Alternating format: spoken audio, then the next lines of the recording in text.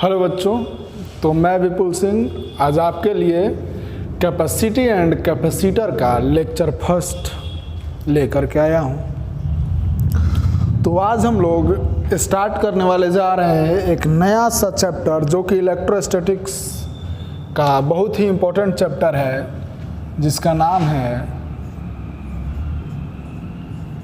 Capacity and capacitor.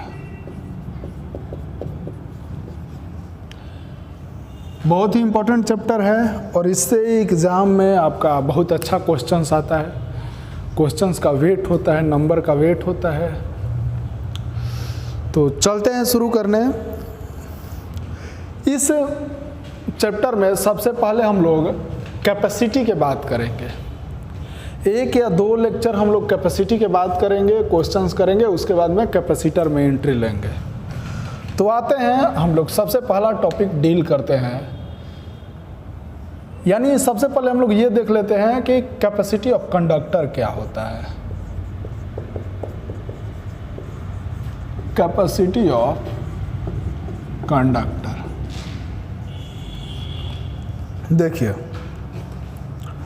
देखिए हर चीज़ का अपना एक कैपेसिटी होती है, क्षमता होता है।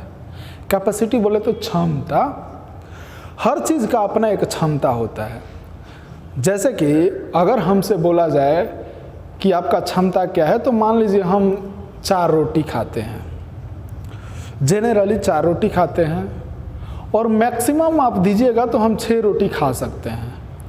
अब उससे अधिक दीजिएगा तो हमसे नहीं खाया जाएगा, वोमिटिंग हो जाएगा। यानी मेरा जो रोटी खाने का कैपेसिटी है वो 6 ही है, 6 से ज़्यादा नहीं है। वैसे ही किसी भी कंडक्टर का कैपेसिटी होता है। सपोज ये कोई कंडक्टर है और इस कंडक्टर पर हम चार्ज देंगे तो यह एक लिमिट में चार्ज को रखेगा, यह लिमिट में चार्ज को रखेगा, और उससे ज़्यादा यदि आप चार्ज देते हैं तो ये अपने पास नहीं रख पाएगा। समझ रहे हैं बात को? मान लीजिए ये कोई कंडक्टर है और ये कंडक्टर का कैपेसिटी है कि ये चार्ज 5 कूलम्ब रख सकता है। अगर आप इसको 8 कूलम्ब चार्ज देने लगे तो क्या होगा? ये अपने पास 5 ही कूलम्ब चार्ज रखेगा, बाकी 3 कूलम्ब भी लेवे नहीं करेगा।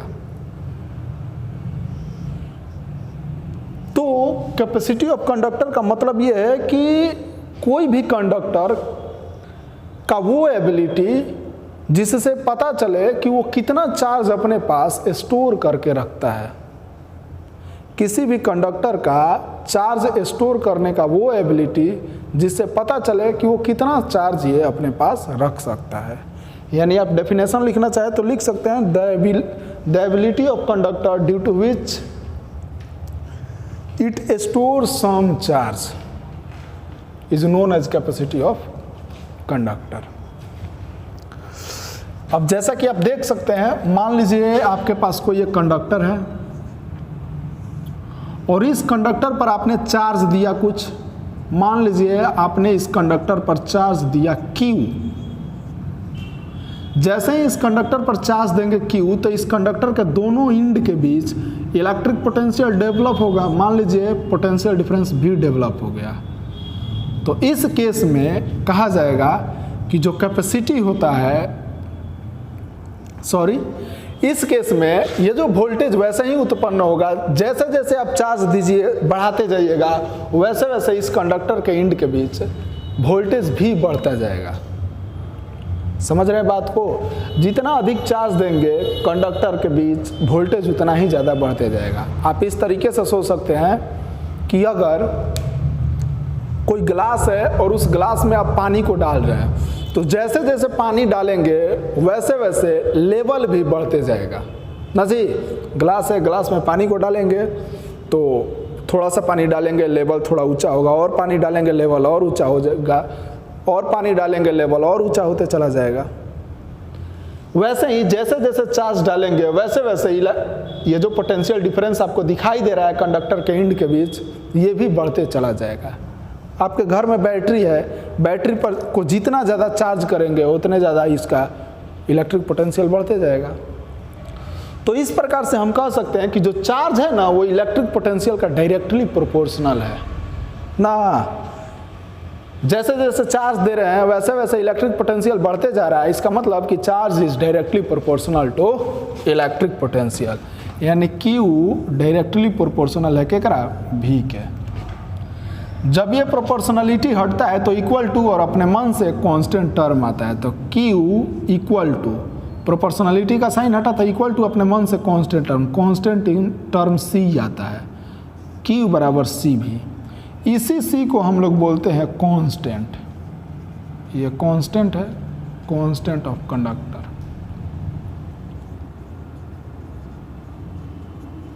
तो Q is equal to CV, तो C बराबर क्या होगा, Q बटा में V। C बराबर Q बटा में V फार्मूला आ गया, और इसी चीज को हम लोग क्या बोलते हैं, कैपेसिटी। समझ रहे हैं? तो कैपेसिटी का फार्मूला आ गया C बराबर Q बटा में V। यानी अगर हम चाहे तो पूरा लिख सकते हैं, जो कैपेसिटी होता है वो बराबर होता है चार्ज बटा में पोटेंशियल डिफरेंस, पोटेंशियल डिफरेंस।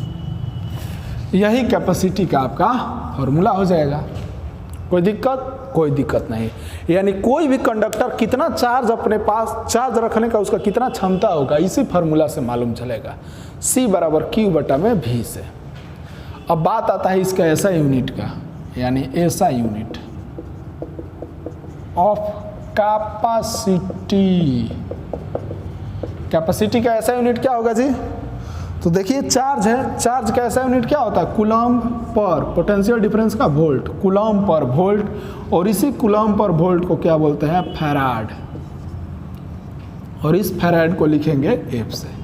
ये फैराड बहुत बड़ा यूनिट है, छोटा मोटा कोई यूनिट नहीं है, बहुत बड़ा यूनिट है। इतना बड़ा यूनिट है कि आप सोच सकते हैं कि अर्थ जो है, अर्थ के पास भी, अर्थ का कैपेसिटी भी इतना ज़्यादा नहीं है कि वो एक फैराडे तक चार्ज को रख सके अपने पास। अर्थ का कैपेसिटी इतना नहीं है कि वो एक फैराडे भी चार्ज को अपने पास स्टोर कर सके। तो आप छोटे छोटे बॉडी का बातें हटा दीजिए ना जी। तो ये बहुत बड़ा यूनिट है। तो चूंकि छोटा यूनिट के फॉर्म में हम लोग माइक्रो फैराडे यूज करते हैं, तो एक माइक्रो फैराडे जो होता है 10⁻⁻⁶ फैराडे के बराबर होता है। पिको फैराडे हम लोग यूज करेंगे, एक पिको फैराडे 10⁻⁻12 फैराडे के बराबर होता है। तो ये सब यूनिट है जो कि टर्म यूज होगा क्वेश्चन बनाते वक्त, कोई दिक्कत नहीं होनी चाहिए। अब बात आती है इसका डायमेंशनल फार्मूला का। तो देखो भाई, डायमेंशनल फार्मूला कितना होगा कैपेसिटी का, C बराबर फार्मूला क्या होता है, Q बटा में V। ऊपर में Q है और बटा में V है। तो लो देखो, तो Q चार्ज कैसे, डायमेंशनल फार्मूला क्या होता है, IT या AT ना, बटा में पोटेंशियल डिफरेंस। V का क्या होता है आपको मालूम होना चाहिए कि V is equal to, V बराबर W बटा में Q फार्मूला होता है। और W वर्क डन यानी ml स्क्वायर T इनवर्स 2 बटा में चार्ज IT।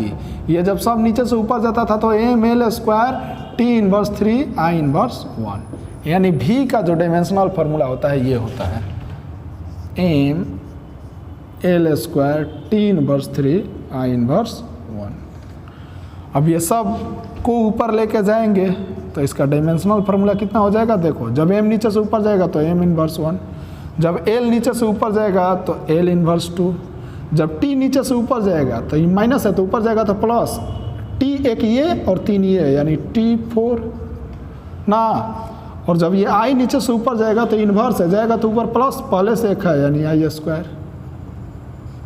यानी कैपेसिटी का जो डायमेंशनल फार्मूला होगा m inverse 1 L inverse 2 T4 I square होगा। ओके, तो ये इसका डायमेंशनल फार्मूला हो गया। ठीक है, कोई दिक्कत नहीं, मिटाते हैं आप। तो आपको समझ में आया, कोई भी कंडक्टर का वो एबिलिटी जिससे वो कितना चार्ज जमा करता है, अपने पास कुछ चार्ज को रख सके, उसी को कैपेसिटी ऑफ कंडक्टर कहते हैं। चार्ज जो है डायरेक्टली प्रोपोर्शनल होता है इलेक्ट्रिक पोटेंशियल के, प्रोपोर्शनलिटी का साइन हटा इक्वल टू का साइन आया तो सी भी, तो सी बराबर क्यू बटा में भी। इसका बात करें तो फार्मूला हो गया कैपेसिटी बराबर चार्ज बटा में पोटेंशियल डिफरेंस। इसका ऐसा यूनिट फैराडे होता है। इसका dimensional formula m inverse 1L inverse 2T 4I square होता है। अब तो दिक्कत नहीं होनी चाहिए, तो आपने कैपेसिटी ऑफ कंडक्टर समझ लिया। अब चलते हैं कि कैपेसिटी ऑफ कंडक्टर किन किन बातों पर डिपेंड करता है, यानी on what factor does the capacity of conductor depends ना। तो हेडिंग लगा लीजिएगा, on what factor does the capacity of conductor depends. on what factors does the capacity of conductor depends। माने किसी भी कंडक्टर का कैपेसिटी किन किन बातों पर निर्भर करता है। तो पॉइंट नंबर फर्स्ट, पहला जो है shape and size of conductor. Shape and size of conductor कि कंडक्टर किस प्रकार का बना हुआ है और कितना बड़ा बना हुआ है। देखो, अगर बात करें हम इस पेन पर चार्ज रखने को, तो चार्ज इस पे रखेंगे, कुछ मान लीजिए ये 2 कूलम्ब चार्ज इस पे आता है, या बोले तो इसका कैपेसिटी 2 कूलम्ब चार्ज ये स्टोर करता है। अगर बात करें और बड़ा पेन इस बोर्ड पर बात करें चार्ज रखने के लिए, तो ये चार्ज और ज़्यादा स्टोर करेगा अपने पास, और ज़्यादा रख सकता है। बात करें इस घर में चार्ज रखने के लिए, तो ये घर और ज़्यादा चार्ज को रख सकता है। यानी कंडक्टर जितना बड़ा उसका साइज होगा वो उतना ही ज़्यादा चार्ज को स्टोर कर सकता है। और शेप पर भी डिपेंड करता है कि कंडक्टर कैसा है, कंडक्टर गोल है या पैरेलल प्लेट कैपेसिटर है या स्फेरिकल कैपेसिटर है, यानी कंडक्टर है कैसा है, स्फेरिकल है कंडक्टर या बोले तो सिलेंड्रिकल है कंडक्टर, इस बात पर भी निर्भर करता है। तो पहला पॉइंट यही है, shape and size of conductor, यानी जितना बड़ा उसका साइज होगा उतना ज़्यादा उसका कैपेसिटी होगा। यानी कैपेसिटी जो होता है वो डायरेक्टली प्रोपोर्शनल होता है एरिया का। जितना ज़्यादा कंडक्टर का एरिया होगा उतना ही ज़्यादा वो उसका कैपेसिटी होगा, कोई प्रॉब्लम नहीं। पॉइंट नंबर फर्स्ट है। पॉइंट नंबर सेकंड, कंडक्टर का कैपेसिटी इस बात पर भी निर्भर करता है कि उस कंडक्टर को किस मीडियम में रखा गया है।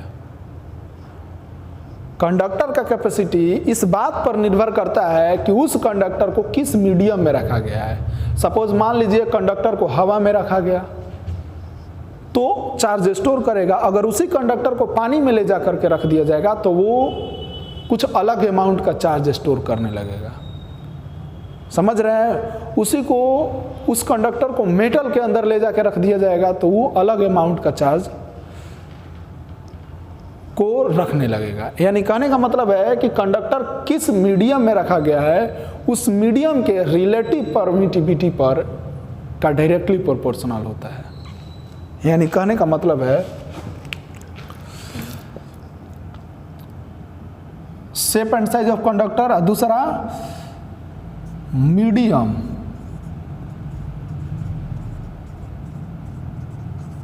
अराउंड द या सराउंडिंग,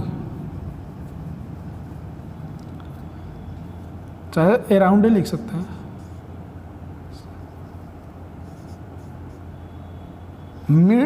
यानी कहने का मतलब है कि जो कैपेसिटी ऑफ कंडक्टर है वो मीडियम सराउंडिंग द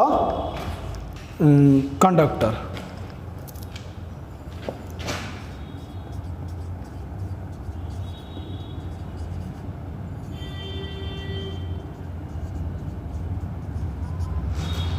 जो कंडक्टर के चारों ओर मीडियम है इस बात पर भी निर्भर करता है। जैसा कि मान लीजिए कोई कंडक्टर को हमने क्या किया कि अभी यहाँ पर रखा, एयर में रखा हुआ है, हमने एयर में रखा हुआ है। जब एयर में रखा हुआ है तो उस मीडियम का कैपेसिटी कितना होगा, C बराबर Q बटा में V। कोई दिक्कत? कोई दिक्कत नहीं। अब हमने क्या किया कि इसको हमने उठा करके एक ऐसा मीडियम में रख दिया जिसका कुछ रिलेटिव परमिटिविटी है। मान लीजिए इसको ऐसा मीडियम में रखा गया है जिसका रिलेटिव परमिटिविटी ER है। तो अब क्या होगा, जब इसका रिलेटिव परमिटिविटी ER है तो इसका कैपेसिटी चेंज कर जाएगा। जो कैपेसिटी होगा नया वो C डैश होगा और ये चेंज कर जाएगा। तो कैसे चेंज करेगा, तो C dash is equal to Q अब बटा में इसका जो पोटेंशियल डिफरेंस है ना वही बदल जाएगा। क्यों? क्योंकि आपको मालूम होना चाहिए कि देखिए पोटेंशियल डिफरेंस का V का फॉर्मूला होता है 1/4 पाई एप्सिलॉन नॉट आ Q बटा में R। चूंकि एप्सिलॉन नॉट नहीं, किसी भी माध्यम के लिए एप्सिलॉन होता है और उसका formula epsilon not into epsilon R होता है। समझ रहे हैं बात को ना, epsilon not into epsilon R होता है। और चूंकि एयर के केस में एप्सिलॉन R का वैल्यू 1 हो जाता है, लेकिन अदर मीडियम के केस में एप्सिलॉन R का वैल्यू कुछ ना कुछ होता है। तो यानी बोले तो एप्सिलॉन R इसका रिलेटिव परमिटिविटी है, तो जो नया इसका कैपेसिटी होगा C डैश वो बदल के हो जाएगा Q बटा में V डैश, क्योंकि देखो ER इस तरह का मीडियम में रखा गया है जिसका रिलेटिव परमिटिविटी ER है। तो C dash is equal to Q बटा में V डैश क्या होगा, तो 1/4 पी एप्सिलॉन नॉट Q बटा में R को V बोलते हैं, तो V बटा में ER यानी V बटा में ER जब नीचे से ऊपर चला जाएगा तो C dash is equal to Q बटा में V इंटू ER। और Q बटा में V को हम लोग क्या बोल रहे हैं, C, यानी C dash is equal to C into ER। यानी देखो जो नया कैपेसिटी हुआ वो ER का डायरेक्टली प्रोपोर्शनल हुआ। यानी जो नया मीडियम में हम लोग रखेंगे कंडक्टर को तो उसका जो कैपेसिटी होगा वो इतना होगा। ठीक है, तो हम इस प्रकार से बोल सकते हैं कि क्यों कंडक्टर के चारों ओर जो मीडियम है उस मीडियम के रिलेटिव परमिटिविटी का डायरेक्टली प्रोपोर्शनल होता है। यानी यह जो C डैश है वो डायरेक्टली प्रोपोर्शनल है ER का। Relative permittivity surrounding the medium of surrounding the conductor. ये दूसरा बात हो गया। अब देखिए तीसरा बात हम लोग देखने जा रहे हैं। तीसरा बात जो होगा वो ये होगा कि आसपास में कोई कंडक्टर रख दिया जाएगा, अनचार्ज्ड कंडक्टर भी, तो उस कंडक्टर का कैपेसिटी चेंज कर जाएगा।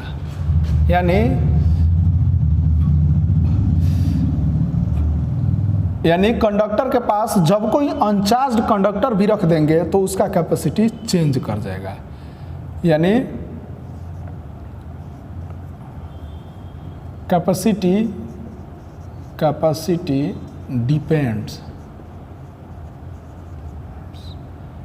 Depends when uncharged capacitor, uncharged conductor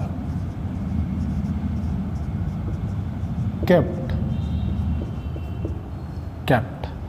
Capacity depends when uncharged conductor kept.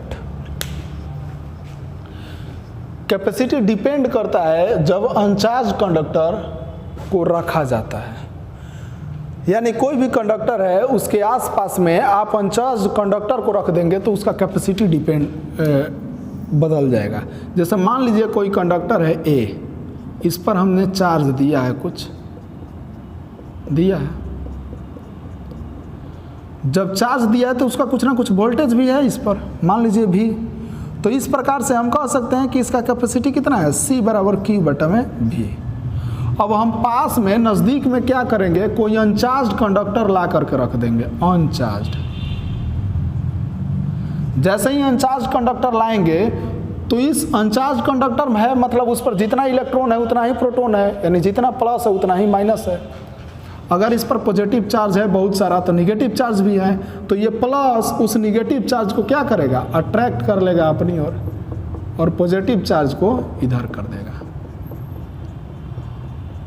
अब सुनिए, अब आपको याद होगा इलेक्ट्रिक पोटेंशियल का डेफिनेशन कि जब इन्फानाइट से हम चार्ज को किसी चार्ज के इलेक्ट्रिक फील्ड के अंदर लाते हैं तो उस केस में किया गया वर्क डन को इलेक्ट्रिक पोटेंशियल बोलते हैं। अनंत दूरी से चार्ज को किसी चार्ज के इलेक्ट्रिक फील्ड के अंदर लाने में जो वर्क डन किया जाता है उसी को इलेक्ट्रिक पोटेंशियल बोलते हैं। तो सोचो, जब ये कंडक्टर नहीं था तो अनंत दूरी से चार्ज को लाना पड़ता है, यहाँ पर अनंत दूरी से चार्ज को लाना पड़ता, तो बहुत ज़्यादा काम करना पड़ता ना जी, अनंत दूरी से, यानी भी का वैल्यू ज़्यादा रहता। लेकिन अब तो अनचार्ज कंडक्टर हेजे रख दिए हैं, अब चार्ज के क्या करे को पड़ी, हेजे से लेके आ जाएगा। जब चार्ज को आप यहीं से उठा करके लाएंगे तो आपको काम कम करना पड़ेगा, और जब काम कम करना पड़ेगा इसका मतलब इलेक्ट्रिक पोटेंशियल कम होगा, और इलेक्ट्रिक पोटेंशियल कम होगा, है भी कम होगा, इसका मतलब ये सी क्या हो जाएगा, बढ़ जाएगा, यानी कैपेसिटी ऑफ कंडक्टर इंक्रीज कर जाएगा। C is equal to Q बटा में भी फॉर्मूला है। तो अगर ये नहीं रहता तो आप इन्फानाइट से चार्ज को पकड़ कर लाते हैं, तो इन्फानाइट से चार्ज को पकड़ कर लाने में वर्क डन आपको ज़्यादा करना पड़ता है, और जब वर्क डन ज़्यादा करना पड़ेगा तो वोल्टेज भी ज़्यादा होगा, इलेक्ट्रिक पोटेंशियल भी ज़्यादा होगा। अब अनचार्ज कंडक्टर बगले में रख दिया गया है तो अब तो चार्ज आप यहीं से उठा के ला दीजिएगा, जब चार्ज यहीं से उठा के ला देंगे यानी कम वर्क करना पड़ेगा, जब वर्क कम करना पड़ेगा तो इलेक्ट्रिक पोटेंशियल भी कम होगा, और जब इलेक्ट्रिक पोटेंशियल कम होगा तो है क्या होगा, बढ़ जाएगा ना, ज़्यादा हो जाएगा। यानी जब कंडक्टर के नज़दीक में अनचार्ज कंडक्टर को, जब चार्ज कंडक्टर के नज़दीक में अनचार्ज कंडक्टर को रखते हैं तो कैपेसिटी ऑफ कंडक्टर इंक्रीज कर जाता है। जितने ज़्यादा नज़दीक रखिएगा उतने ज़्यादा कैपेसिटी ऑफ कंडक्टर इंक्रीज कर जाएगा। तो ये तीन बातों पर निर्भर करता है, तीनों बात हमने आपको बता दिया। तो कैपेसिटी ऑफ कंडक्टर क्या होता है भाई, तो कोई भी कंडक्टर चार्ज को कितना रख सकता है वही कैपेसिटी ऑफ कंडक्टर कहलाता है। C बराबर क्यू बटा में भी, इसका ऐसा यूनिट फैराड होता है। ये किन किन बातों पर निर्भर करता है, तो शेप एंड साइज जिसमें एरिया का ये डायरेक्टली प्रोपोर्शनल होता है। दूसरा मीडियम सराउंडिंग कंडक्टर के चारों ओर जो मीडियम है उस पर डिपेंड करता है, रिलेटिव परमिटिविटी का डायरेक्टली प्रोपोर्शनल होता है। तीसरा बात कि ये डिपेंड करता है कि आसपास में कोई अनचार्ज कंडक्टर रखा गया है कि नहीं, अनचार्ज कंडक्टर के डायरेक्टली प्रोपोर्शनल, सॉरी, जितना ज़्यादा नज़दीक में अनचार्ज कंडक्टर रखा जाएगा उसी के उतना ही ज़्यादा कैपेसिटी इसका इंक्रीज करते जाएगा। कोई दिक्कत नहीं। अब देखिए, अब हम लोग बात करते हैं, एक छोटा सा बात करते हैं, सब पर क्वेश्चन होगा, टेंशन मत लीजिएगा, क्वेश्चन होगा, एक लेक्चर होगा जिसमें केवल और केवल क्वेश्चंस होंगे। अभी हम लोग बात करने जा रहे हैं कि स्फेरिकल कंडक्टर के बारे में, कि स्फेरिकल कंडक्टर का कैपेसिटी क्या होगा। तो देखिए, यानी तीसरा जो टॉपिक है वो क्या है, कैपेसिटी ऑफ स्फेरिकल कंडक्टर। यानी कोई मेरे पास स्फेरिकल कंडक्टर है जिसका रेडियस है कुछ बड़ा सा r, और आपको बताना है कि इस स्फेरिकल कंडक्टर पर कंडक्टर का कैपेसिटी कितना होगा। मान लीजिए इस पे चार्ज हम देते हैं, चार्ज देंगे तो इसके चारों ओर क्या होगा, अगर होलो होगा तो बाहर, खोखला होगा तो अंदर, चार्ज इस पर आ जाता है ना जी। मान लीजिए इस पर चार्ज देते हैं +Q, जैसे ही +Q देते हैं तो इस पे इसके चार वोल्टेज प्रोड्यूस हो जाएगा एक ऊपर, इलेक्ट्रिक पोटेंशियल। तो आपको मालूम है कि C बराबर फार्मूला क्या होता है, Q बटा में भी ना जी, Q बटा में भी। अब इसके सरफेस पर इलेक्ट्रिक पोटेंशियल कितना होगा जी, सरफेस पर, या बोले तो अंदर में कहीं पर भी इलेक्ट्रिक पोटेंशियल कांस्टेंट रहता है, सेंटर हो या यहाँ, गॉस थ्योरम में आपने पढ़ा है। तो इलेक्ट्रिक पोटेंशियल इस पर कितना होगा, इस स्फेरिकल कंडक्टर पर इलेक्ट्रिक पोटेंशियल कितना होगा? तो आपको मालूम है कि भी इलेक्ट्रिक पोटेंशियल का फॉर्मूला होता है 1/4πε0 Q बटा में R। अगर इसका रेडियस बड़ा है तो बड़ा ना, इतना ही वोल्टेज इलेक्ट्रिक पोटेंशियल होगा।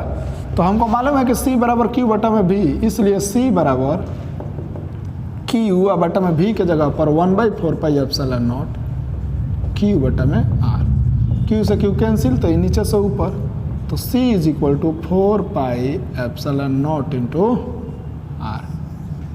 यानी कोई भी स्फेरिकल कंडक्टर है तो उसका जो चार्ज रखने का कैपेसिटी होगा वो कितना होगा, 4πε0 इंटू R। 4πε0 इंटू R, इतना ही वो उसका कैपेसिटी है चार्ज को रखने का। कोई दिक्कत? तो ये आप याद रखेंगे कि C स्फेरिकल कंडक्टर का जो कैपेसिटी होता है वो 4πε0 इंटू R होता है। आप यहाँ से इजीली क्वेश्चन देख सकते हैं कि अर्थ कितना चार्ज को स्टोर कर सकता है, यानी अर्थ का कैपेसिटी क्या है चार्ज को स्टोर करने का। यानी इसको एक क्वेश्चन तरह से डाले तो find the capacity of spherical conductor whose radius, अर्थ का रेडियस 6400 किलोमीटर, जिसका रेडियस 6400 किलोमीटर है, उसका आप कैपेसिटी फाइंड कीजिए। यानी आपको रेडियस दे दिया, सोल्व करने चलते हैं। इसका रेडियस दे दिया कितना, 6400 किलोमीटर, लेकिन आपको मालूम है कि जब तक ऐसा यूनिट में चेंज नहीं होगा हम क्वेश्चन को सोल्व नहीं कर सकते हैं। ठीक है, तो इस किलोमीटर को हम लोग क्या करें, मीटर में बदले। मीटर में बदलने के लिए क्या करें, 1000 से मल्टीप्लाई करें, इतना मीटर, यानी 64 इंटू 2030 10⁵ मीटर, ये रेडियस है। आपसे बोला जा रहा है कि आप कैपेसिटी निकालिए। कैपेसिटी का फार्मूला 4πε0 इंटू R। तो 4πε0 का वैल्यू कितना रखे, 1/4πε0 का वैल्यू 9 इंटू 10⁹ होता है। देखिए इधर आपको मालूम है पहले से कि 1/4πε0 का वैल्यू कितना होता है, 9 × 10⁹ तो आप इतना रख दीजिएगा। वो जब 1/4πε0 थोड़ा ही ना है, केवल 4πε0 है। तो 4πε0 का जब वैल्यू निकालेंगे तो क्या करेंगे, इसके नीचे नहीं है, कुछ नहीं है, तो 1 क्रॉस मल्टीप्लाई करेंगे तो कितना हो जाएगा, 4πε0 इंटू 9 × 10⁹ बराबर 1 से 1 में मल्टीप्लाई करेंगे तो 4πε0 इज इक्वल टू 1/9 इंटू 10⁹। समझ रहे हो ना? यानी 4πε0 का वैल्यू 1/9 × 10⁹ होता है। 4πε0 का वैल्यू 9 × 10 1/9 × 10⁹ होता है। तो 4πε0 की जगह पर क्या रखेंगे, 1/9 इंटू 10⁹। और ऊपर में R का वैल्यू 64 इंटू 10⁵। कोई दिक्कत? कोई दिक्कत नहीं। तो C इज इक्वल टू क्या हो जाएगा, 64/9 इंटू 10⁵, ये 5 है, 9 है, जब ऊपर जाएगा तो माइनस 5 - 9 तो कितना हो जाएगा, 10⁻⁻4। ये 9 ऊपर जाएगा तो माइनस, तो 10⁻⁻4। तो C is equal to, divide करो, 9 × 63.101 × 10⁻⁻4। अगर ये पॉइंट हटाएंगे तो ये 10 के पावर कितना हो जाएगा, 711 × 10⁻⁻6 फैराडे। यानी इसका स्फेरिकल कंडक्टर जिसका रेडियस 6400 किलोमीटर है, उसका कैपेसिटी 711 × 10⁻⁻6 होगा। और आपको मालूम है कि 1 माइक्रोफैराडे बराबर 10⁻⁻6 होता है। 1 माइक्रोफैराडे बराबर 10⁻⁻6 फैराडे होता है। ठीक है, इसलिए C बराबर क्या हो जाए, 711 माइक्रोफैराडे। यानी अर्थ जो है वो कितना, उसका कैपेसिटी क्या है चार्ज को रखने का, तो 711 माइक्रो फैराडे। सोचो 1 फैराडे भी नहीं है, तो सोच रहा है ना फैराडे बहुत बड़ा यूनिट होता है चार्ज स्टोर करने का। तो अगर कोई स्फेरिकल कंडक्टर है तो सोचो जितना ज़्यादा स्फेरिकल कंडक्टर रहेगा 1 फैराडे स्टोर करने के लिए सोचो कितना बड़ा कंडक्टर चाहिए, उसका रेडियस कितना बड़ा होना चाहिए। क्वेश्चन है, लिख लीजिएगा आप, बना के घर से लाइएगा कि 1 कूलम्ब चार्ज स्टोर करने के लिए स्फेरिकल कंडक्टर का रेडियस कितना होना चाहिए। सॉरी, 1 फैराडे कैपेसिटी वाले स्फेरिकल कंडक्टर का रेडियस क्या होगा, यही क्वेश्चन रहेगा, आप सॉल्व करके आइएगा। तो यहां तक हमने देखा। अब इससे आगे जो है हम लोग एनर्जी ऑफ चार्ज कंडक्टर के बारे में देख लेते हैं थोड़ा सा, कि अगर कोई चार्ज कंडक्टर है तो उसके पास कितना एनर्जी स्टोर होगा।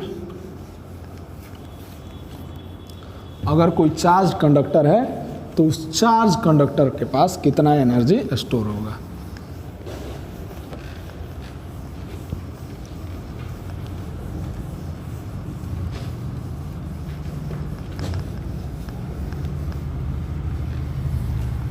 लो, ये चौथा टॉपिक है आपका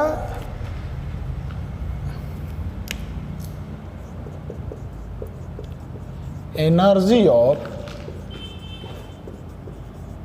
चार्ज्ड कंडक्टर। अगर कोई कंडक्टर को चार्ज किया जा रहा है तो उसका कुछ ना कुछ कैपेसिटी था चार्ज स्टोर करने का। अब भाई जब वो चार्ज को रख रहा है अपने पास तो उसके पास एनर्जी भी होगा, जाहिर सी बात है। तो उसके पास कितना एनर्जी होगा, उसी के लिए फॉर्मूला डिराइव करने जा रहे हैं, जो कि एग्जामिनेशन पॉइंट ऑफ व्यू से इंपॉर्टेंट है। आप इस चीज़ को दिमाग में रखेंगे। तो हम मान रहे हैं कि मेरे पास से कोई कंडक्टर है, ठीक है, और इस कंडक्टर पर चार्ज दिया जा रहा है क्यू चार्ज दिया जा रहा है। और ये क्यू चार्ज इस प्रकार से दिया जा रहा है कि इलेक्ट्रिक पोटेंशियल भी प्रोड्यूस हो रहा है। जब इलेक्ट्रिक पोटेंशियल भी प्रोड्यूस हो रहा है तो C बराबर Q बटा में भी। तो भी यहाँ पर भी बराबर क्या लिख सकते हैं, Q बटा में C। Q by C। कोई दिक्कत नहीं। अब देखिए V is equal to Q by C। अब चूंकि हमको निकालना है एनर्जी, तो एनर्जी निकालने के लिए अगर हम वर्क डन निकाल लेते हैं तो वही वर्क डन एनर्जी के बराबर हो जाएगा, क्योंकि हम जानते हैं, पढ़े हमने वर्क एनर्जी थ्योरम से कि वर्क एनर्जी के बराबर होता है। तो हम चलते हैं कि इस कंडक्टर पर क्यू चार्ज देने में कितना वर्क डन करना पड़ता है ये निकाल लेते हैं। अगर ये निकल जाएगा तो मालूम चल जाएगा कि कितना एनर्जी होगा। तो हम वर्क निकालने के लिए कुछ उपाय लगाते हैं। हम उपाय ये लगाते हैं कि हम मान लेते हैं कि इस पर कुछ चार्ज दिया जा रहा है, बहुत छोटा सा चार्ज। अगर इस पर अभी चार्ज क्यू है तो बहुत छोटा सा चार्ज इस पर दिया जा रहा है, कितना, डी क्यू चार्ज, ठीक है। यानी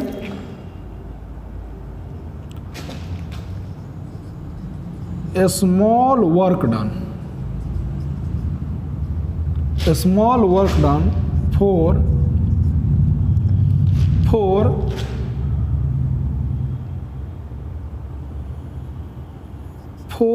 ऐसे नहीं लिखे हैं। यानी हमको ये लिखना है कि इस छोटा सा DQ चार्ज को देने में कंडक्टर पर कितना वर्क डन करना पड़ रहा है। तो हम let a small charge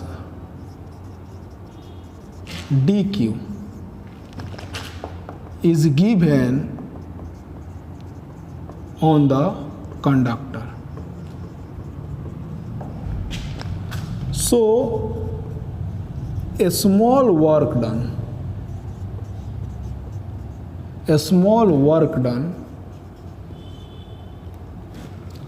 small work done in the process for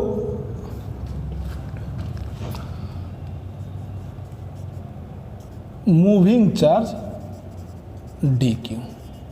है छोटा सा चार्ज को यहाँ तक ले जाने में छोटा सा ही वर्क डन करना पड़ेगा, क्योंकि चार्ज जब हम दे रहे हैं डी क्यू तो बहुत छोटा सा वर्क डन करना पड़ेगा डी डब्ल्यू। तो इसको डी डब्ल्यू यहाँ तक ले जाने में जो वर्क डन होगा डी डब्ल्यू वो कितना होगा, तो आपको मालूम होना चाहिए। देखिए इधर थोड़ा सा, V बराबर फार्मूला होता है W बटा में Q, तो W इज इक्वल टू क्या होगा, V इंटू Q। चूंकि चार्ज दिया जा रहा है बहुत छोटा तो वर्क डन भी होगा बहुत छोटा, इसलिए D W is equal to V into D Q, इतना वर्क डन होगा। चूंकि D W is equal to V के जगह पर क्या है, Q by C into D Q, यानी इतना वर्क डन किया जाएगा इस छोटा सा चार्ज को इस कंडक्टर पर देने में, इसलिए क्यू चार्ज देने में किया गया वर्क डन, इसलिए work done for 0 to Q charge, 0 to Q charge. जब छोटा सा चीज आपको मालूम है, यानी डी क्यू चार्ज देने में कितना वर्क डन करना पड़ेगा मालूम है आपको, ये डी क्यू बहुत छोटा चीज है तो छोटा सा चार्ज देने में आपको मालूम है कि कितना वर्क डन किया जा रहा है, तो बड़ा सा चार्ज देने में कितना वर्क डन किया जाएगा कैसे निकलेगा, इसके लिए इंटीग्रेट किया जाता है। तो डी डब्ल्यू को इंटीग्रेट किया, इंटीग्रेशन ऑफ क्यू बटा में सी इंटू डी क्यू, कहाँ से कहाँ तक, तो 0 से Q तक, तो डी डब्ल्यू का इंटीग्रेशन W, क्योंकि डी एक्स का integration x, 1/c constant term है बाहर निकल गया, Q इंटू डी क्यू बच गया 0 से Q। Q का पावर कुछ नहीं है तो 1, तो जब x का पावर n रहता है तो फार्मूला x का पावर n+1 बटा में n+1 होता है, तो W is equal to 1/c, Q का पावर 1 है तो क्या हो जाएगा, Q का पावर 1+1 बटा में 1+1 0 से Q। क्यों, क्योंकि जब फार्मूला x के पावर n रहता है तो n इंटू डी एक्स रहता है, तो x के पावर n+1 बटा में n+1 होता है। तो W is equal to 1/c Q square बटा में 2 0 से Q। अब मिटाते हैं इधर चीज़ों को, देखिए हम कुछ नहीं किए हैं, पहले ये मालूम कर लिए कि डी क्यू चार्ज देने में कितना वर्क डन करना पड़ता है, और उसके बाद में इसलिए क्यू चार्ज देने में कितना वर्क डन करना पड़ेगा 0 से Q तक इंटीग्रेट कर दिए हैं। अब इंटीग्रेट कर रहे हैं,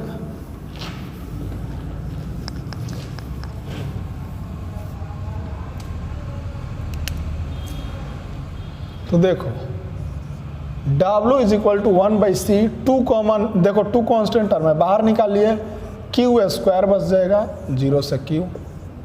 W is equal to 1/2c, Q के जगह पर एक बार Q अपर लिमिट Q का स्क्वायर माइनस Q के जगह पर एक बार लोअर लिमिट 0 का स्क्वायर, तो W is equal to 1/2c into Q square, यानी W is equal to Q square बटा में 2c।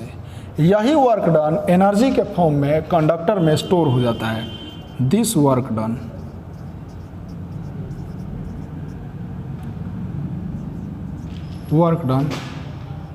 is stored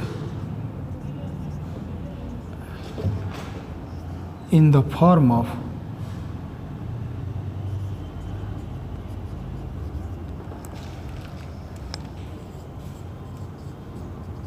electrostatic potential energy, electrostatic potential energy के फॉर्म में स्टोर हो जाता है। यानी हम बोले तो E is equal to Q square बटा में 2c, यानी एक फार्मूला आपका यहाँ पर आ गया कि जो एनर्जी होगा वो कितना होगा, Q स्क्वायर बटा में 2c। एक ये फार्मूला आपको याद रखना है, डिराइव कर दिए, 5 नंबर का एग्जाम में पूछता है, Q स्क्वायर बटा में 2c। अब इस फार्मूला को चाहे तो आप थोड़ा सा दूसरे फॉर्म में भी चेंज कर सकते हैं, तो कैसे चेंज कर सकते हैं, तो देखिए आपको मालूम है कि C बराबर Q बटा में V होता है, तो Q बराबर क्या हो जाएगा, CV। अब इस Q is equal to CV को Q के जगह पर रखिए, तो ई इज इक्वल टू क्या हो जाएगा, सी भी का स्क्वायर यानी सी स्क्वायर भी स्क्वायर बटा में 2c, एक सी से एक सी गया, तो E is equal to half C V square. ये दूसरा फार्मूला बन गया। ये भी फार्मूला आपको याद रखना है, इससे भी डायरेक्ट क्वेश्चन आता है, हाफ सी भी स्क्वायर। अब एक है थर्ड फार्मूला, इसको भी देखिए लीजिए। अभी जो थर्ड फार्मूला है उसको कैसे हम लोग निकालते हैं, तो देखिए इस चीज को आप सी भी स्क्वायर को देखिए, इसको हम लोग ऐसे लिख सकते हैं, हाफ सी भी इंटू भी लिख सकते हैं, एकदम लिख सकते हैं। आपको मालूम है कि c बराबर क्यू बटा में भी होता है, तो q इज इक्वल टू सी भी। अब आप सी भी के जगह पर इस q को पुट कर सकते हैं, एकदम पुट कर सकते हैं, तो e is equal to half q into V. ये भी आपका हो गया, ये थर्ड फार्मूला है, यानी u बराबर क्यू स्क्वायर बटा में 2c, u बराबर हाफ सी भी स्क्वायर और u बराबर हाफ क्यू भी। ये तीन फार्मूला आपका है और इन तीनों फार्मूला को आपको दिमाग में रखना है। तो एक बार हम लोग रिकैप कर लेते हैं क्या क्या हमने पढ़ा। तो भाई किसी भी कंडक्टर का कैपेसिटी क्या है, तो वो कंडक्टर कितना चार्ज को अपने पास रख सकता है, यही उसका कैपेसिटी कहलाता है। c बराबर क्यू बटा में भी फार्मूला होता है, इसका ऐसा यूनिट फैराडे होता है। इसके बाद में किसी भी कंडक्टर का कैपेसिटी किन किन बातों पर निर्भर करता है, तो उस कंडक्टर का शेप और साइज पर डिपेंड करता है, एरिया का डायरेक्टली प्रोपोर्शनल होता है। दूसरा बात कि वो कंडक्टर के चारों ओर मीडियम कैसा है, उस मीडियम के रिलेटिव परमिटिविटी का डायरेक्टली प्रोपोर्शनल होता है। तीसरा बात कि उस चार्ज कंडक्टर के आसपास कोई अनचार्ज कंडक्टर है, तो अनचार्ज कंडक्टर जितना ज़्यादा नज़दीक रहेगा उतना ही उसका कैपेसिटी ज़्यादा होगा। इसके बाद में हम लोगों ने देखा कि स्फेरिकल कंडक्टर का कैपेसिटी क्या होता है, तो C बराबर 4πε0 इंटू आर, और इस प्रकार से देखा कि अर्थ जो है 711 माइक्रोफैराडे चार्ज रखने का उसका कैपेसिटी है। और उसके बाद में हम लोगों ने पढ़ा भी कि एनर्जी जो होता है उसका फार्मूला 3 गो होगा, एक हाफ क्यू भी, U बराबर हाफ सी भी स्क्वायर और एक U बराबर क्यू स्क्वायर बटा में 2c। यही फार्मूला इतना दूर तक हमने पढ़ा। तो मिलते हैं अगले लेक्चर में, लेकिन आप पढ़ते रहिए, देखते रहिए, समझते रहिए, और अगर आप क्लास आना चाहते हैं तो आ सकते हैं, कॉल करके आप क्लास आ सकते हैं। क्लास में भी आपका पढ़ाया जा रहा है। Thank you, all the best.